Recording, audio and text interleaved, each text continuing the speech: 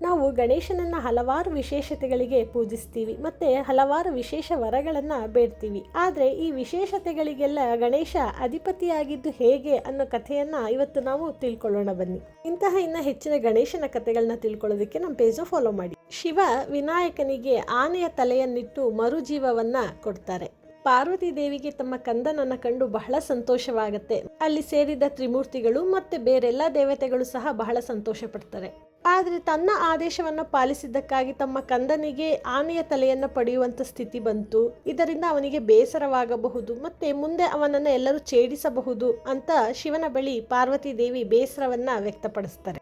ಆಗ ಶಿವ ವಿನಾಯಕನನ್ನು ಆಶೀರ್ವದಿಸಿ, ಇನ್ನು ಮುಂದೆ ನೀನೇ ನನ್ನ ಗಣಗಳ ಅಧಿಪತಿಯಾಗು, ಮತ್ತೆ ನೀನು ಗಣನಾಯಕ, ಗಣಾಧಿಪತಿ ಮತ್ತು ಗಣೇಶ ಎಂಬ ಹೆಸರುಗಳಿಂದ ಪ್ರಸಿದ್ಧನಾಗು ಅನ್ನೋ ವರವನ್ನು ಕೊಡ್ತಾರೆ. ನಂತರ ಪಾರ್ವತಿ ದೇವಿ ತಮ್ಮ ಮಗನಿಗೆ ಗೌರಿಪುತ್ರನಾದ ನೀನು ಮಾತೃಪ್ರಿಯನಾಗಿ ನಿನ್ನ ಪೂಜಿಸುವವರ ರಕ್ಷಕನಾಗು ಅನ್ನೋ ವರವನ್ನು ಕೊಡ್ತಾರೆ.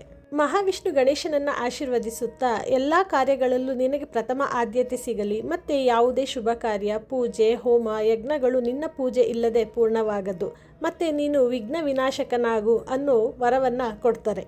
ಬ್ರಹ್ಮ ಮತ್ತು ಸರಸ್ವತಿ ದೇವಿ ಗಣೇಶನನ್ನು ಆಶೀರ್ವದಿಸಿ ನೀನು ಜ್ಞಾನ, ಬುದ್ಧಿ, ವಿದ್ಯೆ ಮತ್ತು ಕಲೆಗಳ ಅಧಿಪತಿಯಾಗು ಅನ್ನೋ ವರವನ್ನು ಕೊಡ್ತಾರೆ.